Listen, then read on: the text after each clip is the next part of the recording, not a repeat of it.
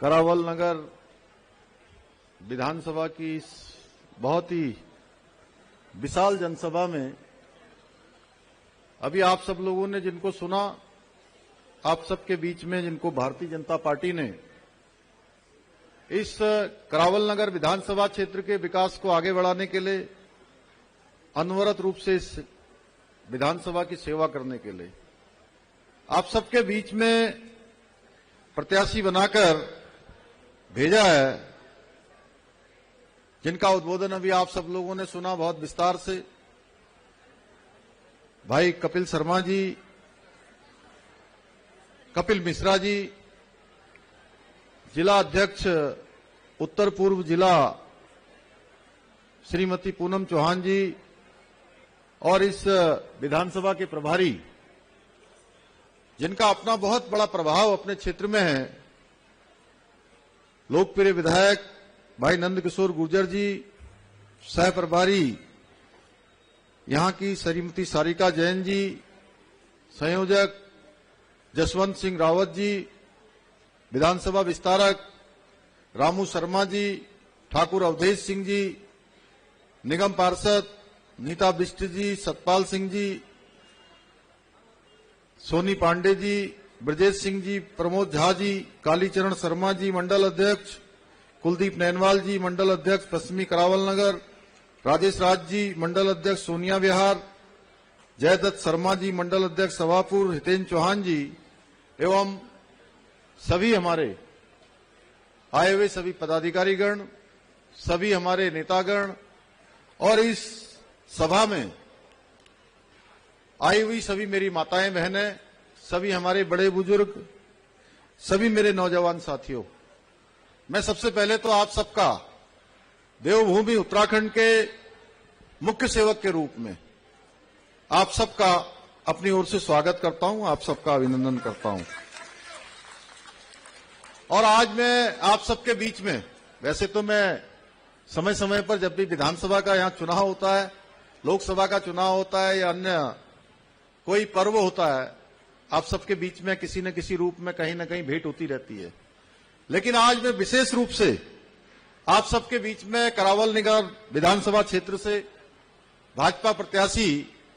भाई कपिल मिश्रा जी के लिए आप सबका मत, आप सबका समर्थन मांगने के लिए आप सबके बीच में आया हूं। अभी आपने देखा कपिल मिश्रा जी जब आपके सामने बोल रहे थे, बहुत विस्तार से उन्होंने एक एक बात जो 100% नहीं 2% सच थी, वो सारी बातें आपके सामने उन्होंने रखी हैं कि उनको समर्थन क्यों करना है। आप सभी लोग जानते हैं, आप सभी भली भांति परिचित हैं और मुझे इनके बारे में बहुत ज्यादा बताने की आवश्यकता नहीं है। ये लंबे समय से आप सब लोगों के बीच में रह के लोगों की सेवा करने के साथ साथ सनातन की आवाज को बुलंद करते आए हैं। इसलिए मैं आप सभी से आने वाली 5 जनवरी को भाई कपिल मिश्रा जी के लिए आप सभी को यह आह्वान करने के लिए आया हूं कि इनको भारी मतों से विजय बनाएं, अपना मत भी दें, समर्थन भी दें, क्योंकि अभी बहुत सारी बातें जो कपिल मिश्रा जी यहां से कर रहे थे, मैं ये बताने आया हूं। अभी हमारे विनय रोहिला जी यहां बोल रहे थे, तो इन्होंने उत्तराखंड के बारे में कुछ सारी बातें बहुत संक्षिप्त शब्दों में आप सबके बीच में रखी हैं। भाइयों बहनों, आज उत्तराखंड में इतने सारे जो विकास के काम संपन्न हो पा रहे हैं, संकल्प से सिद्धि तक पहुंच रहे हैं या जिनकी शुरुआत हो रही है वो काम पूरे हो रहे हैं, तो वो इसलिए हो रहे हैं कि एक तो हमारे प्रधानमंत्री आदरणीय मोदी जी का उत्तराखंड देवभूमि से विशेष लगाव है और इसके साथ साथ वहां डबल इंजन की सरकार है। भाइयों बहनों, इसलिए मैं आप सबसे यह निवेदन करने के लिए भी आया हूं कि जब उत्तराखंड की भांति दिल्ली में भी होने वाले विधानसभा चुनाव में डबल इंजन की सरकार बनेगी, तो करावल नगर के साथ साथ पूरे प्रदेश में, दिल्ली में दुगनी गति से काम तेजी से आगे बढ़ेंगे। विकास आगे बढ़ेगा, उन्नति होगी, गति बढ़ेगी, प्रगति होगी। भाइयों बहनों, आज हम सभी जानते हैं आदरणीय प्रधानमंत्री मोदी जी के नेतृत्व में भारत को 2047 में विकसित भारत बनाने का संकल्प लिया गया है और उस दिशा में भारत तेजी से आगे बढ़ रहा है। पिछले 10 वर्षों की अगर मैं बात करूं तो पिछले 10 वर्षों में शिक्षा के क्षेत्र में, स्वास्थ्य के क्षेत्र में, सड़क निर्माण और सेना के आधुनिकीकरण के क्षेत्र में जो कार्य हुए हैं, मैं कह सकता हूं इतनी बड़े विशाल जन सैलाब, जन समुद्र के समक्ष कि न भूतो न भविष्यति, न कभी हुआ है न कभी भविष्य में इस प्रकार से होगा। मोदी सरकार ने दिल्ली में 41,000 करोड़ रुपए की सड़कें बनवाई हैं, 15,000 करोड़ रुपए के रेलवे कार्य किए हैं, एयरपोर्ट और उससे जुड़ी हुई अनेक सेवाओं को मजबूत करने के लिए 12,000 करोड़ रुपया खर्च किए हैं। आज दिल्ली मेरठ एक्सप्रेस हो, दिल्ली मुंबई एक्सप्रेस वे हो, द्वारिका एक्सप्रेस वे हो, ईस्टर्न पेरिफेरल एक्सप्रेस हो या Pragati Maidan integrated transit corridor हो, हजारों करोड़ रुपए की लागत से बनी ये सभी विश्व स्तरीय देश की सड़कें राजधानी की कनेक्टिविटी को और मजबूत करने का काम कर रही है। इसके साथ ही मैं आप सबको बताना चाहता हूं, आप सबका देवभूमि उत्तराखंड से आप सभी का लगाव है। कोई हरिद्वार आता है, कोई ऋषिकेश आता है, कोई चार धाम आता है, कोई आदि कैलाश जाता है, कोई जागेश्वर धाम जाता है, कोई मां पूर्णागिरी जाता है। प्रत्येक वर्ष दिल्ली और उत्तराखंड एक दूसरे से मिले होते हैं। या कांवड़ यात्रा में मैं देखता हूं बड़ी संख्या में हमारे दिल्ली और आसपास के लोग कांवड़ यात्री वहां आते हैं। भाइयों बहनों, आने वाले समय में दिल्ली से देहरादून जो आज हवाई सेवा दिन में कई सारे चक्कर मारती है, आने वाले समय में यह हवाई सेवा बहुत कम हो जाने वाली है। अब आप कहेंगे कहीं ऐसा तो नहीं कि सरकार इसको बंद करने वाली है। कपिल जी, नंद किशोर जी, आप भी थोड़ा हैरान हो रहे होंगे, सोच रहे होंगे आखिर ऐसा मैं क्या कह रहा हूं। मैं इसलिए ऐसा कह रहा हूं कि जहां इतने सारे एक्सप्रेस वे बने हैं, वहीं देहरादून से दिल्ली और दिल्ली से देहरादून भी एक एक्सप्रेस रोड का निर्माण हो रहा है, एक्सप्रेस हाईवे बन रहा है। उसका काम अंतिम चरण में है, मेरठ तक उसका काम संपन्न हो गया है और ये जब काम पूरा हो जाएगा तो दिल्ली से देहरादून की दूरी मात्र 2 से 2.5 घंटे में पूरी हो जाएगी। भाइयों बहनों, तो आप हवाई यात्रा करना पसंद करेंगे कि आप सड़क मार्ग से जाना चाहेंगे? क्यों भाई?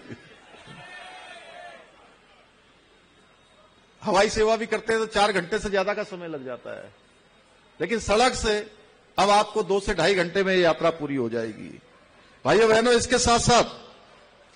आज 30,000 करोड़ रुपए लागत से Delhi Meerut RRTS rail corridor का निर्माण कार्य भी किया जा रहा है। इतना ही नहीं, जहां एक और मोदी सरकार दिल्ली में PM उदय योजना के अंतर्गत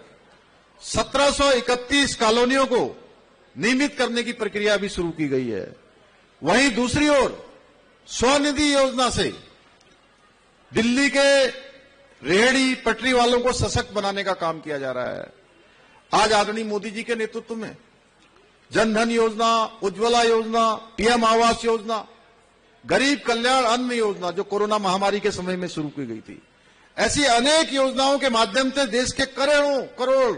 नागरिकों के जीवन को बेहतर बनाने का काम किया जा रहा है। आज पूरा देश आयुष्मान भारत योजना का लाभ लेकर प्राइवेट अस्पतालों में भी मुफ्त में इलाज हो रहा है। भाइयों बहनों, लेकिन अभी मिश्रा जी बोल रहे थे, उन्होंने कहा कि पहली सरकार बनने के बाद पहला फैसला कोई होने वाला है तो दिल्ली में भी आयुष्मान भारत योजना लागू होने वाली है, क्योंकि दिल्ली देश का एकमात्र ऐसा राज्य है जहां इस योजना का लाभ आम लोगों को नहीं मिल पा रहा है। क्यों नहीं मिल पा रहा भाइयों बहनों? क्योंकि दिल्ली के अंदर एक ऐसी सरकार है जो नकारी भी है और भ्रष्ट भी है और जो इस योजना को गरीब लोगों तक नहीं पहुंचने दे रही है। मोदी जी चाहते हैं हर गरीब को इलाज मिलना चाहिए। भाइयों बहनों, अभी धन्वंतरी दिवस पर जब वो पूरे देशवासियों को